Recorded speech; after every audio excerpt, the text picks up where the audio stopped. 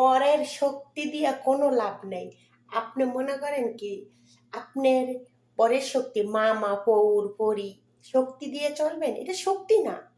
আপনার শক্তি আপনি বড় নিজে, ঠিক আছে? আপনার এই শক্তি ক্ষণিকের জন্য থাকবে। এইসব কোনো শক্তি না। আপনার পায়ের তলে মাটি আপনার নিজের হাতে গড়ানো, এটাই হচ্ছে শক্তি, ঠিক আছে? আর পরের শক্তি দিয়ে চলতে গেলে আছে না, ঢালা একদিন ভেঙে পড়ে যাবে। কেন না? ওই যে আপনি তো ওইসব স্বার্থপর মানুষ, যেসব আপনার সুযোগে ব্যবহার করেন মানুষকে, তো ব্যবহার করেন করতে থাকেন। সময় আপনাকে সময় সুযোগে ব্যবহার ছেড়ে দিবে। কারণ আল্লাহ কাউকে ছাড় দেয়, ছেড়ে দেয় না। আপনার এইসব ব্যবহারের জন্য আল্লাহ পাকের কাছে অবশ্যই পাইবেন।